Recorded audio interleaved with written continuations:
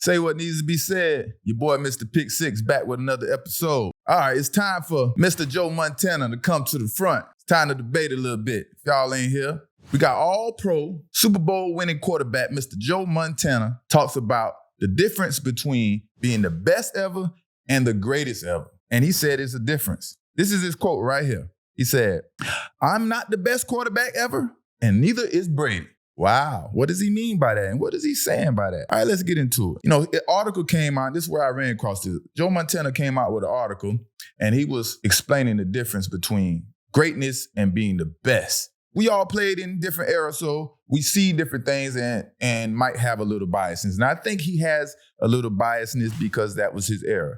And he explains that Dan Marino is the best ever. And why does he say that? Because Joe Montana has, 4 Super Bowls? He did his thing with Bill Walsh. Tom Brady, obviously, has 7 Super Bowls, one of them.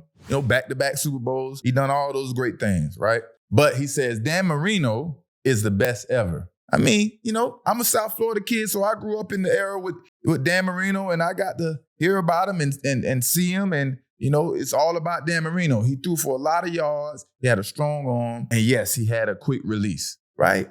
But geez, that was a long time ago. It's a few quarterbacks with quick release. Before Patrick Mahomes was in the NFL, I would have thought Aaron Rodgers was the most talented quarterback ever. But now that Patrick Mahomes is in the NFL, Patrick Mahomes is without a doubt the most talented quarterback ever to touch a field or play in the NFL. Now, there might be more to come after him, but you can't say that, Joe Montana, that Dan Marino is the best ever. That is a big, bold statement. And I can probably name 3 or 4 quarterbacks that probably is better than, has better talent than Dan Marino. So this is what else Joe Montana had to say about Dan Marino. He had a quick release. I had to step into a lot of things to get enough force on the ball, Montana says. He had a perfect torque of all his upper body and strength to deliver the ball quickly at a fast release with accuracy. Okay, all right. What is that saying? Because Aaron Rodgers has a super quick release, and he can get out of the pocket, and he could throw it going to the left, throw it 60, 70 yards, and he can throw it rolling to the right, throwing it 50, 60 yards. Mahomes, all of those things, the torque, the release, the quickness, and the no-look pass, I mean, it's different types of talent than it was back then, Mr. Joe Montana. But I hear you. I understand that was your era, and Dan Marino had a quick release, and it was probably the quickest for some decades back in those days. But, let me tell y'all about Marino a little bit. Marino played 17 seasons in the NFL, all with the Dolphins, right? He played 17 seasons. He led the Dolphins to the playoffs 10 out of those 17 seasons, and he led the Dolphins to a Super Bowl, but he wasn't victorious. Why? These talented quarterbacks are winning the Super Bowl. He also says, put Dan Marino on the field today with this new talent, and he will blow the numbers out. We can all put those type of debates up in the air and throw Tom Brady and Mahomes them back then, and maybe they would have blew the numbers out back then. Who knows? So, that's all here and there. You know what I mean? But, let's not get carried away with these greats and the greatest and who's the best by, just because it's your era, you know what I mean? And things like that. But, everybody has their own opinion. I can't see that Dan Marino is more talented than Aaron Rodgers or Patrick Mahomes, right? The debate is who's the greatest ever, Joe Montana or Tom Brady. But I hear you, Joe Montana. Winning a Super Bowl, period. But back-to-back Super Bowls that the Kansas City Chiefs is trying to achieve this year is super hard achievement. But that's the task on hand for the defending Super Bowl champion Kansas City Chiefs, right? Starting off, Thursday Night Football coming up September 7th. The NFL is expecting the Detroit Lions to have a big year. They're expecting big things out of the Detroit Lions. Now, why do you say that, Mr. Pick Six? Why do you say that? Because on Thursday Night Football, they could have picked any NFL team to play against Super Bowl champion Kansas City Chiefs, but they decided to choose Detroit Lions to play in front of everybody. The only game on national television that everybody's going to be watching, right? Not the most popular team in the NFL, but definitely an up-and-coming team. We know in the past, they used to just play on Thanksgiving night, whether that's Thursday night or whatever. Usually, it's kind of around Thursday night. But their main game and their most exposure came from playing on Thanksgiving. So now this is a big opportunity, They barely missed the playoffs last year, and y'all don't remember, they finished 9-8 last year, but they beat the Packers the last game of the season, giving themselves a chance to be eligible for the playoffs. But they was eliminated because of another team. But that shows you, that they ended off the season well, and they come in with a little momentum. And now that Aaron Rodgers have left the division, the Detroit Lions are the favorites to win the division or lead the division, right? Head coach Dan Campbell and GM Brad Holmes are doing a hell of a job turning things around up there. I mean, the culture and making it a winning environment, the mentality. I guess, this ain't the old Detroit Lions. They first came in their 2021-22 season, and then the Detroit Lions finished 3-13. Of course, that was last in the division. Then last year, the 2022-2023 season, they finished 9-8. Big turnaround. So they're doing a pretty good job. And now that Aaron Rodgers is gone, they're probably going to run through that division. That's what everybody expecting, especially in the NFL. That's why they're showing up Thursday night. But first, they got to get through the defending Super Bowl champs, right?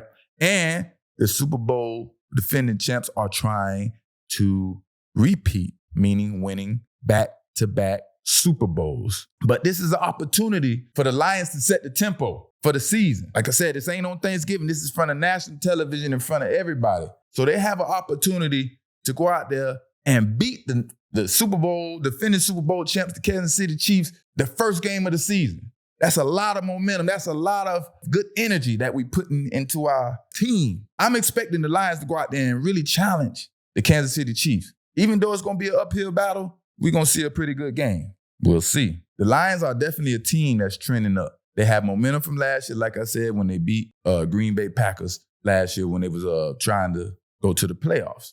Nobody was expecting that, but the Lions did it. Almost made it to the playoffs. They was one game away from a team beating somebody else, all right? The only issue, like you said, they playing, if not the most explosive team in the NFL, the second most explosive team in the NFL. And now we know teams in the NFL are very, very explosive. So they got to play these Kansas City Chiefs led by Patrick Mahomes, the great Patrick Mahomes.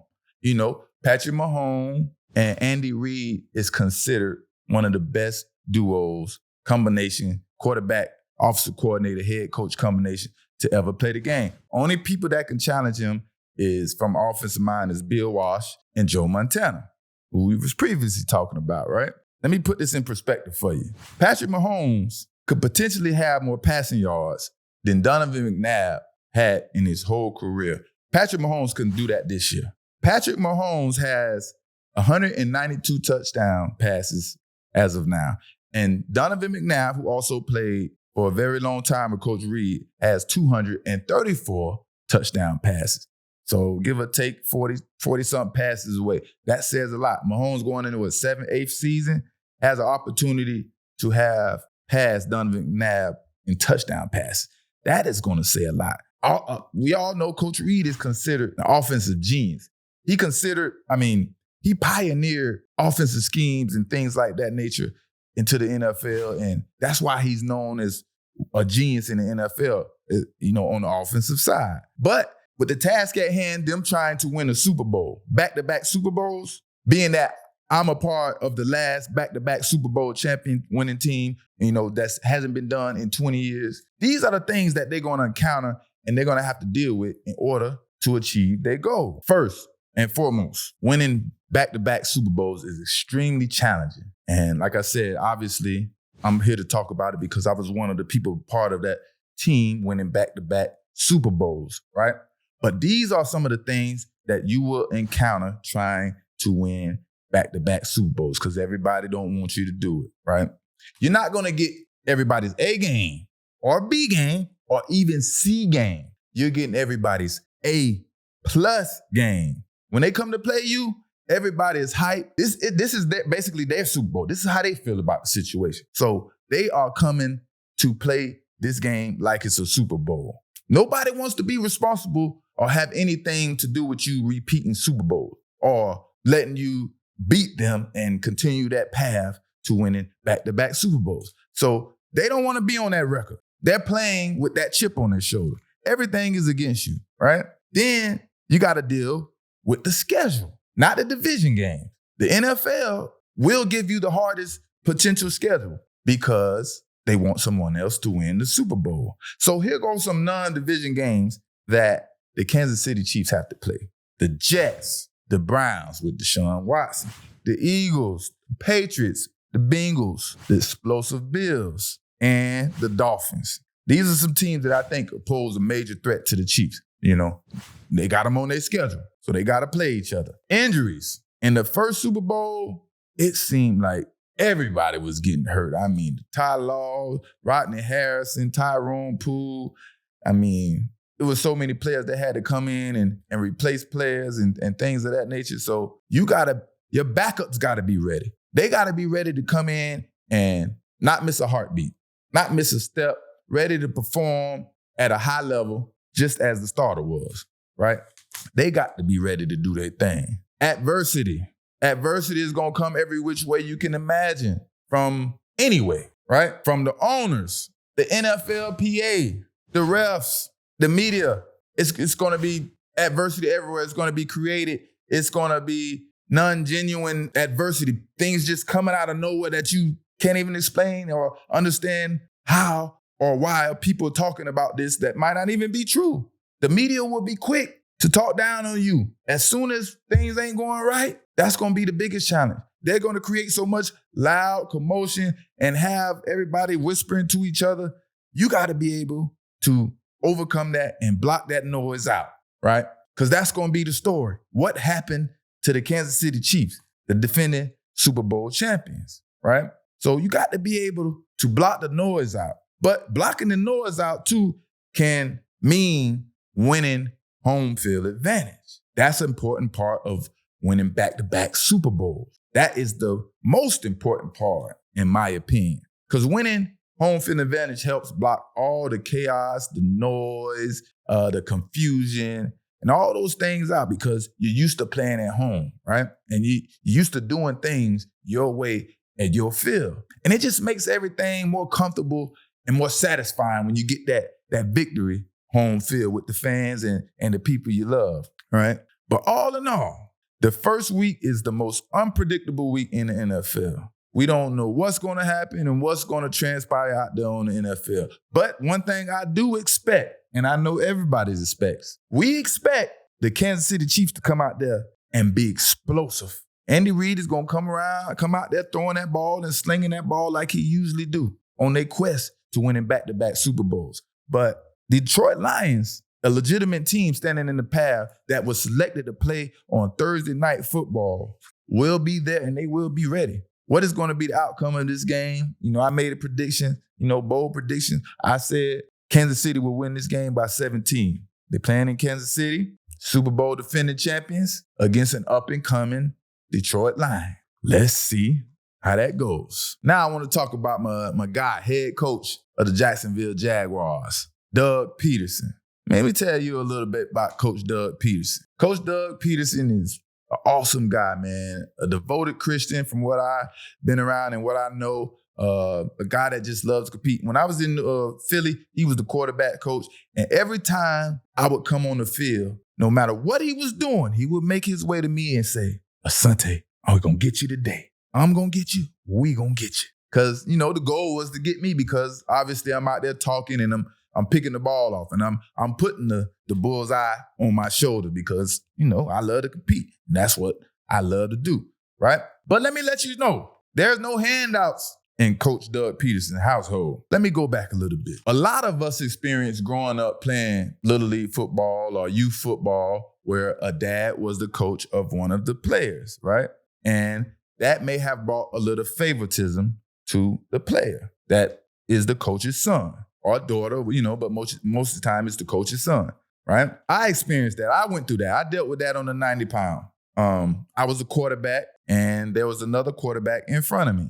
The quarterback was a little older than me and his dad was one of the coaches. So obviously there's going to be some favoritism and, he did a pretty good job. We would go to the Super Bowl, but we never would win, right?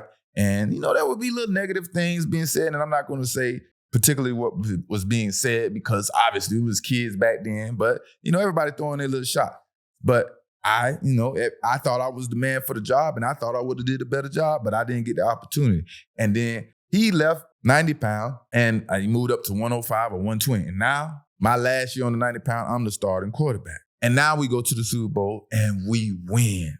I'm playing quarterback with number 45 on. And after that, I'm moving to middle linebacker. So I'm beasting on defense, and I'm throwing the ball, throwing touchdowns left and right on offense. And I'm winning the Super Bowl. So it was just a point to show you that, yes, as a coach, when your dad is the coach, you get a little favoritism, right? But head coach Doug Peterson of the Jacksonville Jaguars, his son joined the NFL in 2021. And then Doug Peterson signed him to the team this July, whatever. I don't know what transpired in between that, whatever. But he signed him to the team in July. And now he's been in the league, and, he's been in the league a couple of years before Doug Peterson signed him. And now it's time for the 53-man cut down. And what is going on here? And the Reaper comes calling for Coach Doug Peterson's son. What about that? Let me tell you who the Reaper is. The Reaper is the guy that nobody wants to see. And when he comes to touch you on your shoulder, you know what time it is. He says, come with me. Coach want to see you. Oh, also bring your playbook. And you know what that means. The Reaper comes and see Coach Doug Peterson's son and give him the tap on the shoulder. And Coach has to tell his son, you are no longer about to be part of this team. I have to release you. I have to let you go. And that's got to be a tough situation. A tough thing to deal with, right? I couldn't imagine me having to tell my son I have to release him. Even though it's a part of business, I know he wouldn't never understand that. And he would hold a grudge forever towards me for that. But, that's another thing. But, like we said, Coach Peterson is a stand-up guy, a great guy, a devoted Christian. And, the next day he signed him back to the team. And, this shows the dynamic of the relationship and the character of Coach Peterson, man. Ain't nothing but love for him and nothing but love and respect, right? But players getting cut was one of the toughest things that we deal with in the NFL. It's very emotional. It's very breathtaking. It brings a lot of anxiety. It plays on your mental, like for everybody. Because if you've never been cut before, and most of us will, it's not the greatest feeling of in the world. And not only that, we have egos. And we probably think our season was great. So, or camp was great. So why the heck are you cutting me? So, that was just a little piece to tell you about the things that we go through in the NFL. And, Coach Doug Peterson, he want to win a Super Bowl. But, he's a good guy. So he signed his son back. Say what needs to be said. Mr. Pick 6, I'm out.